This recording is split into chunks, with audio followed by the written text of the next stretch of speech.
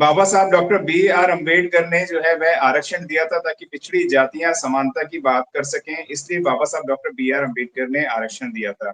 लेकिन आरक्षण का लगातार बंटवारा होता जा रहा है, तो कैसे मिलेगा आरक्षण के लोगों को न्याय? क्या कहना चाहेंगे नंदिया जी? भारत का संविधान का आर्टिकल 340 के तहत इन लोगों को जी अधिकार दिए हैं, लेकिन ये अधिकार को जानते जानते इनको इतना वक्त लग गया, इतना वक्त लग गया, वो अपना हक और अधिकार ही प्राप्त कर नहीं पाए। फर्स्ट थिंग ये हो गया कि संविधान को ओबीसी समाज ने नहीं पढ़ा।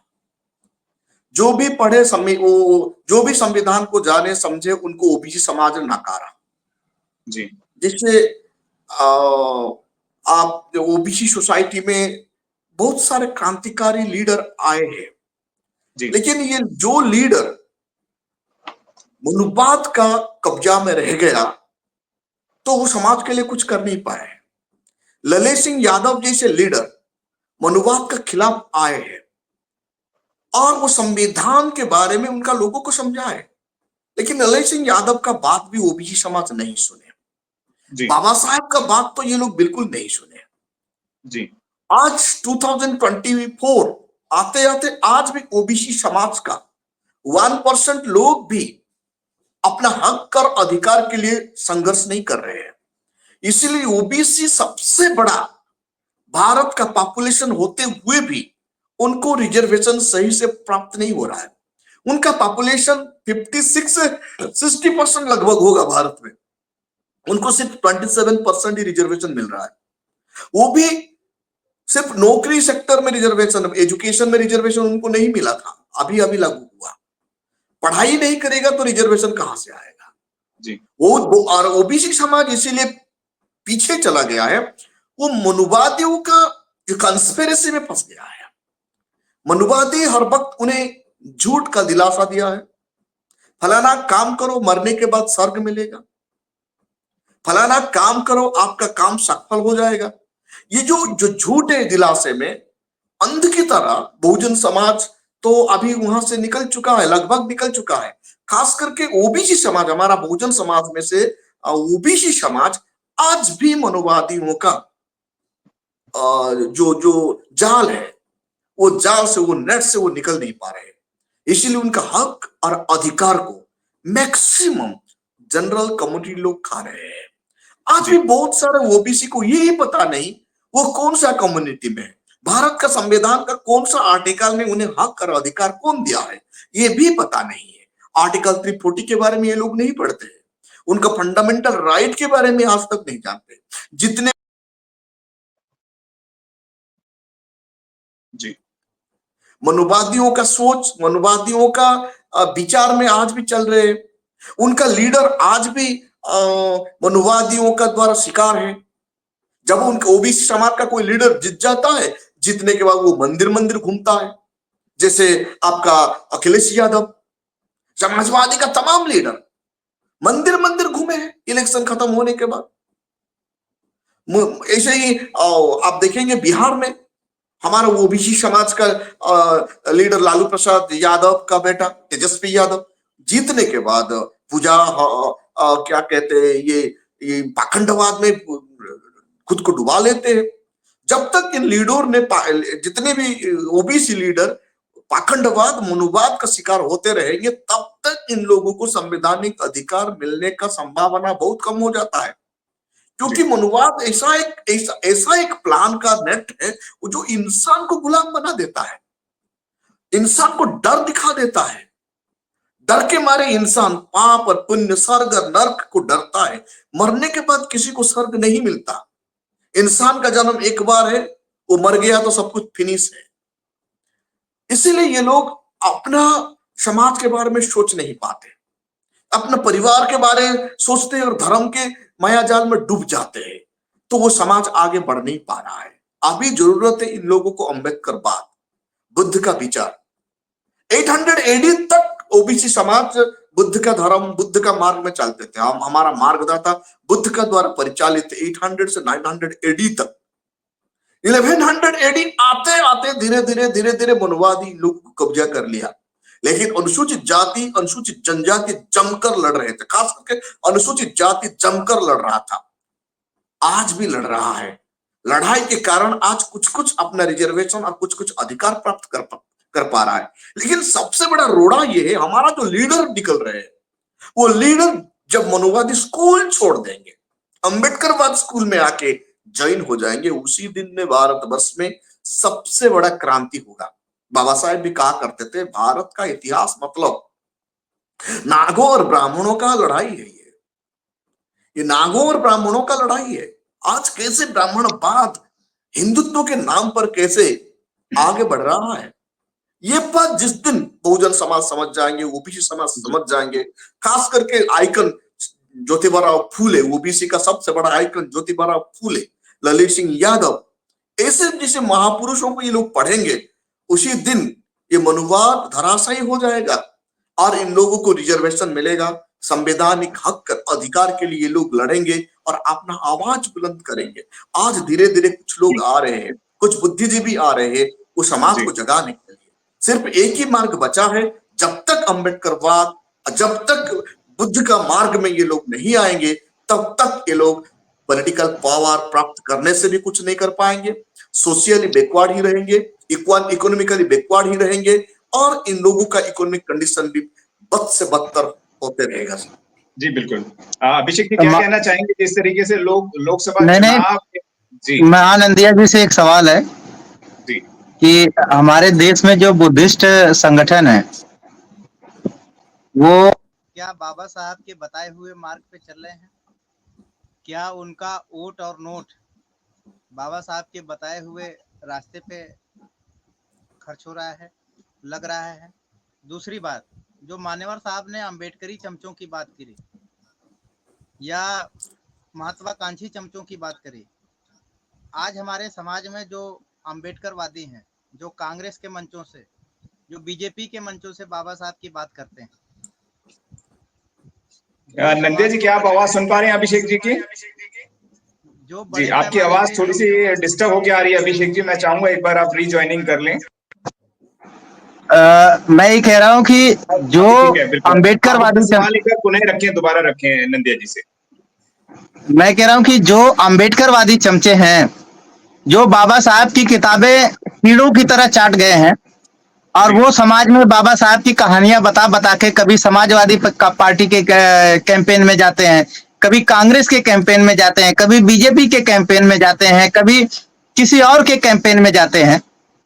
तो क्या समाज बुद्ध और बाबा साहब की किताब पढ़ लेने से क्या बुद्ध और बाबा साहब के रास्ते पे चल सकता है? और ये जो अंबेडकरवादी चमचे हैं, इनको देख के आप इनके ऊपर क्या विचार रखते हैं? जी बाबा साहब का किताब पढ़ने से वो अंबेडकर का अनुयायी बन नहीं सकता, बुद्ध का किताब पढ़ने से वो अनुयायी बन नहीं सकता। बाबा साहब का अनुयायी और बुद्ध का अनुयायी बनने के लिए उनका कार्यों को समझना होगा, उनका मार्गदर्शन को सही से समझना होगा।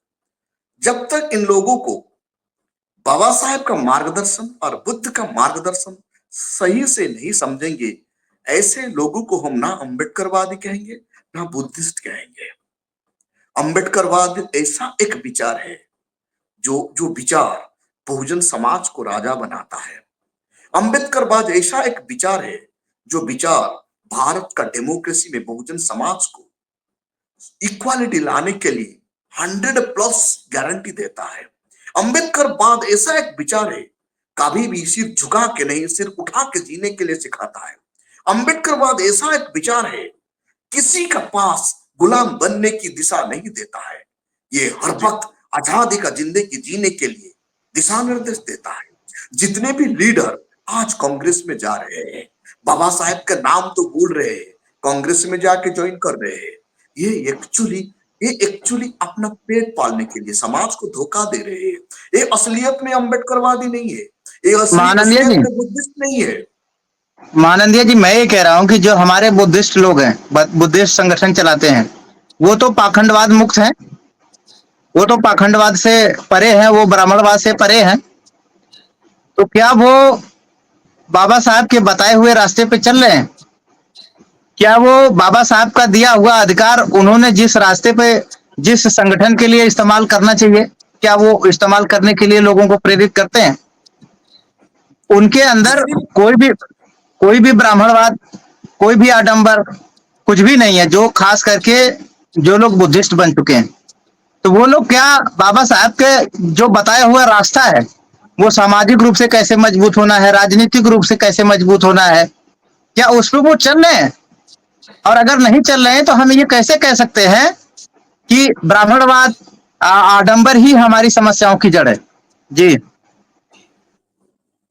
आज भारतवर्ष में बुद्धिस्ट पॉपुलेशन 1% से भी बहुत कम है, और उनमें से कुछ बुद्धिस्ट हैं जो बाबा साहेब अम्बेडकर का मार्गदर्शन से चलते हैं, और बाकी और कुछ बुद्धिस्ट हैं जो बिल्कुल बाबा साहेब अम्बेडकर का मार्गदर्शन से नहीं चलते हैं। वो भी आडंबरवाद में परिचालित है, वो भी मनुवाद का द्वारा शिकार होते हैं। बुद्ध को तो मानते हैं, लेकिन जो बुद्ध में मनुवाद घुस गया है, इसीलिए ये लोग दिशाहारा हो रहे हैं। बाबा साहेब का असली बुद्धिज्म को आज तक लगभग 40% लोग पालन नहीं करते हैं।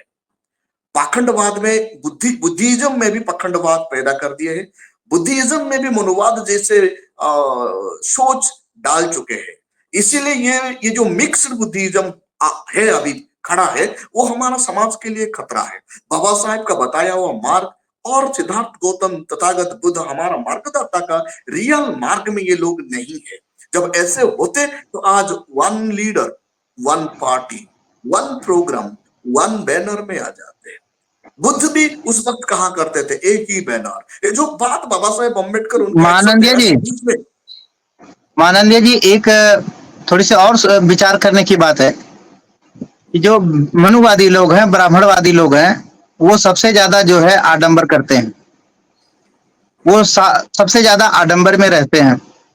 उसके बाद भी वो अपनी सामाजिक जो है स्थिति को मजबूत किए हुए हैं, उनकी राजनीतिक स्थिति जो है मजबूत है, उनकी संख्या कम होने के बावजूद भी आर्थिक रूप से वो मजबूत है, सांस्कृतिक रूप से मजबूत है, जबकि वो आडंबर करके उन्होंने सारी शक्तियों को अपने हाथ में रखा है।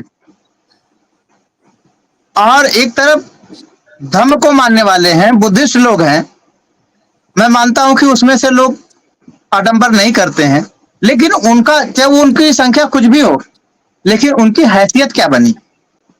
तो ये जो आडंबर मान के भी एक तबका है जो इस देश में प्रभुत्वशाली बना हुआ है, और एक तबका आडंबर छोड़ के भी अपनी जो ताकत नहीं बना सका है, इसको आप कैसे देखते हैं?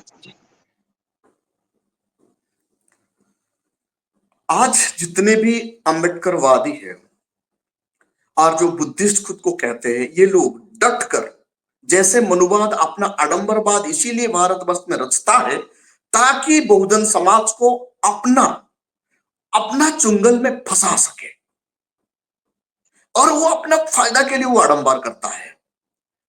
लेकिन जो बुद्धिस्ट लोग हैं, जो अम्बेडकरवादी लोग हैं, अपना समाज का फायदा के लिए कभी भी हम लोगों ने यूनाइटेड नहीं हुए हैं। जिस दिन तक हमारा बुद्धिज्म समाज का भलाई के लिए, यूनाइटेड के लिए पूरा समर्पित हो जाएंगे, उसी दिन हमारा यूनिटी आएगा। क्योंकि हम कस्बिन परिस्थिति में भी हमारा थॉट को सर झुका के सुनना नहीं चाहिए, सर उठाकर सुनना चाहिए और सुनाना चाहिए। जब तक हम हमारा विचार को, हमारा सोच को मजबूती का साथ समाज में नहीं देंगे, ये आने वाले के लिए खतरा है।